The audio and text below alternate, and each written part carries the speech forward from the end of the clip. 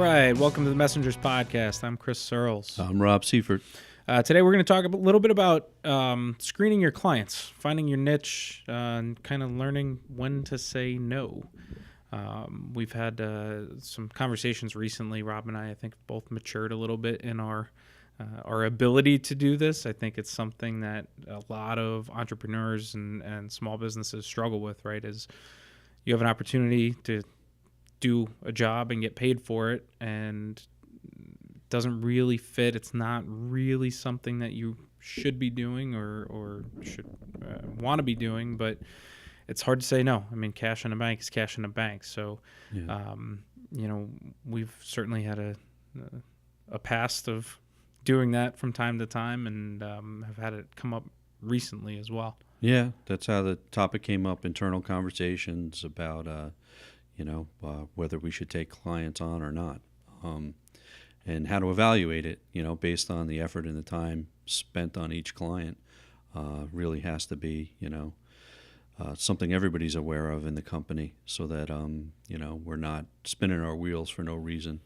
Yeah, I think it's important too, it's hard. I mean, it really is a difficult thing to do. I mean, when you're worried about paying employees and making payroll and paying your bills, I mean, to look at guaranteed work and say no, it's a difficult thing. Right. But ultimately it doesn't get you anywhere. You end up spinning your wheels and doing something. You might put a few dollars in the bank right now, but it's keeping you from doing the stuff that you really should be doing. I mean, I know really when I first came to Searles Graphics, I mean, for those who don't know, Searles Graphics is a family business. We've been around for almost 45 years, but I've been here for 10.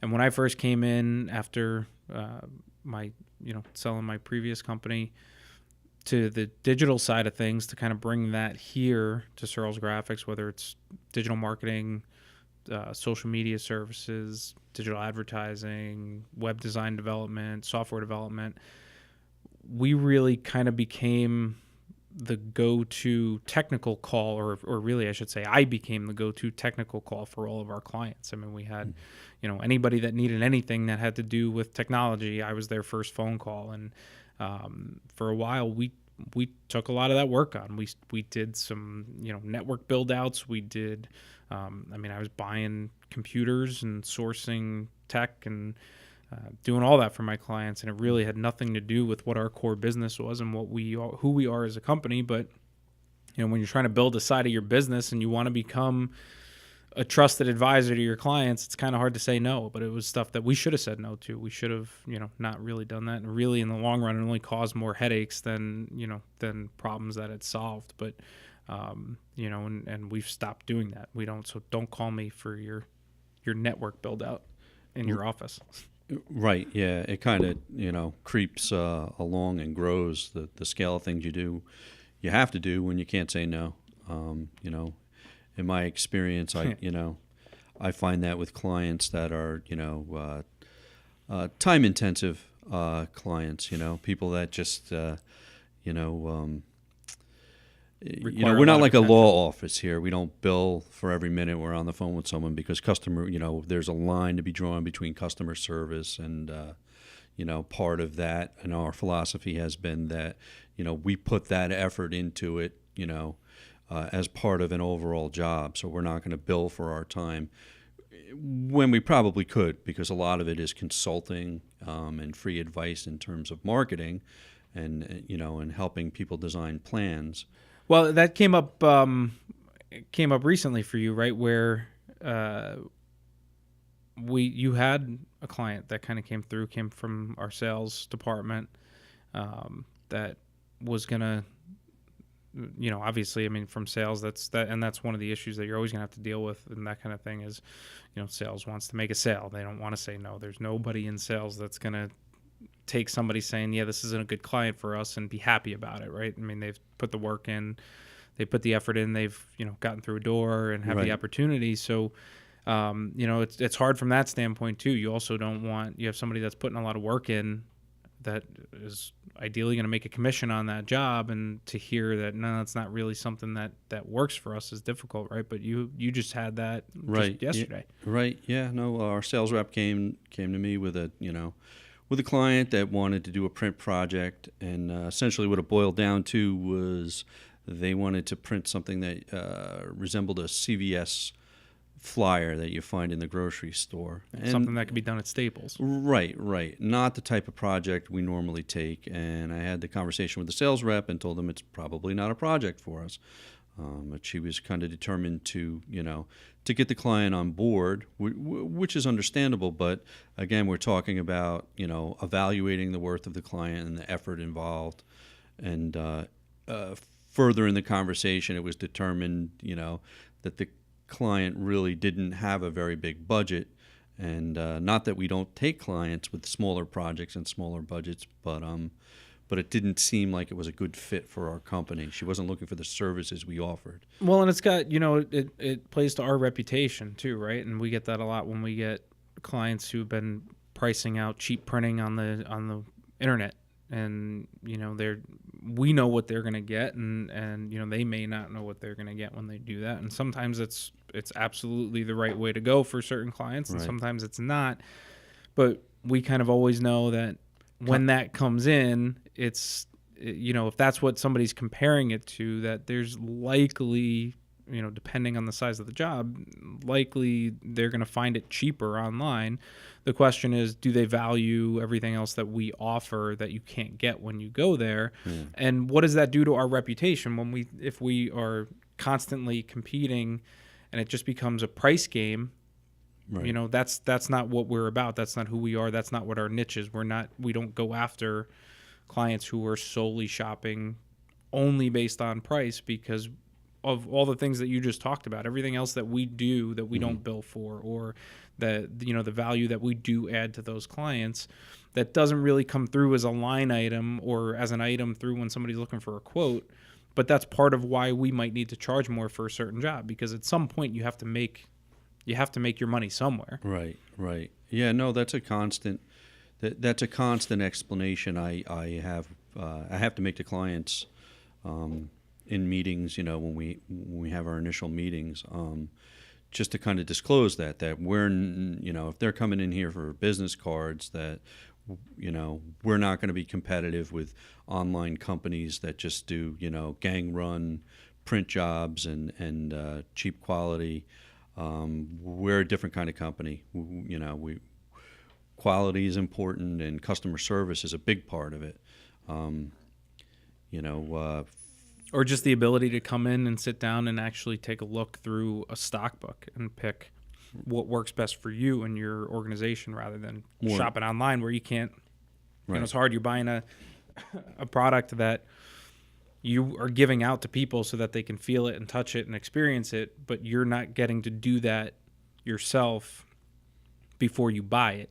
Right. So there's a value to that service and that ability too. And some people value that and some people don't. And that doesn't mean they're right or wrong. It just means that we need to know who values that and who doesn't before we start working with somebody, so that we know whether or not it's somebody that's going to be a waste of our time because that's all they're going to do and they're not going to value what we bring to the table, or it's somebody that values those services and values what they get from working with a company like ours versus, bargain shopping. And it works both ways, I mean, we don't want to waste the client's time either. Mm-hmm. If they're here and their needs aren't, the services that we provide, it's better to be clear about it up front, And that goes back, plays off of what I was talking about as far as our reputation. Right. Then if that's all you're doing and you're focusing all your time on those clients, then now you're starting to build a reputation of just being expensive, because that's what that client sees. That's the way they perceive that. They don't see the value that they get out of it. All they see are the dollars,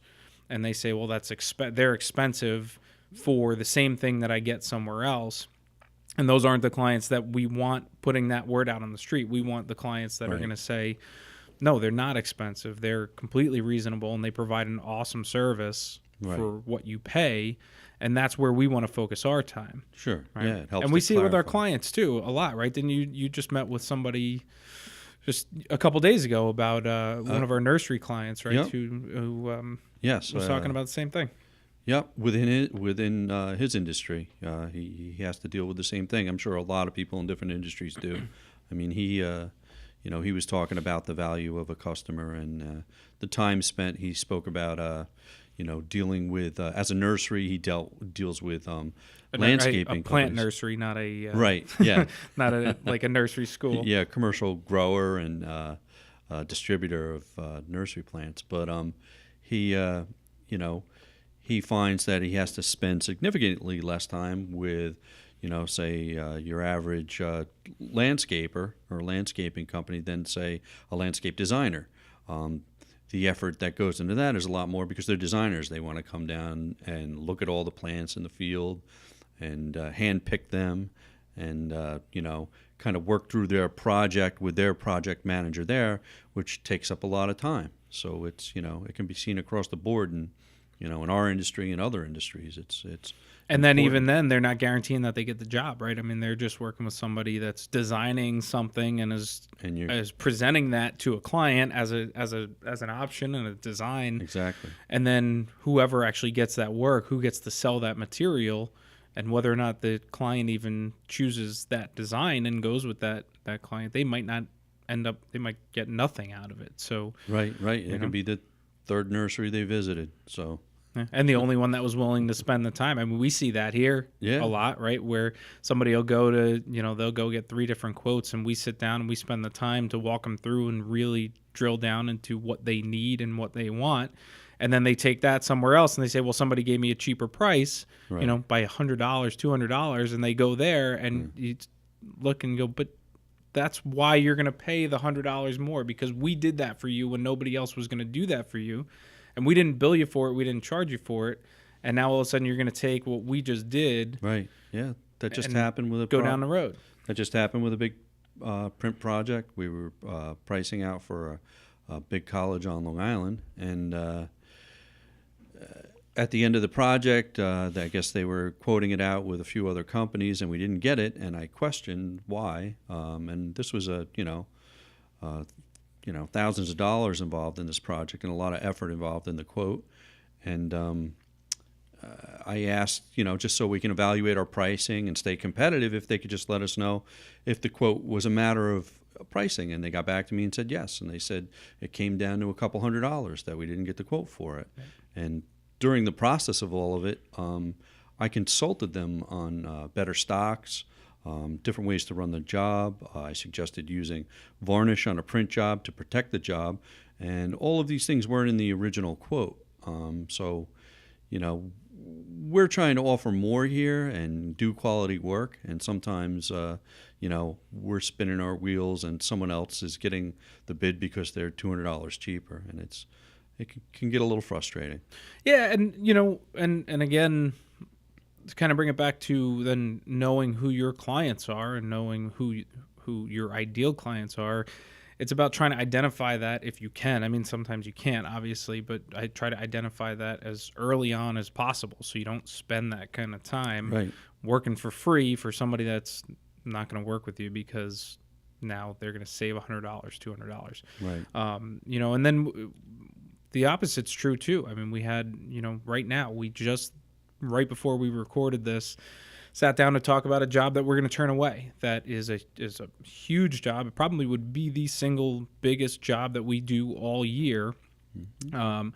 But the turnaround times are crazy, and they have to be. It's a live event that's going on. It's a big event here on Long Island that runs for about a week, and so it's stuff that is kind of live information that needs to be conveyed from one day to the next, and everything needs to be done overnight, and just in a turnaround time that we're not comfortable with. We just don't feel like, even if everything goes completely right, it would be, maybe we could get the job delivered when it's supposed to be delivered. Sure.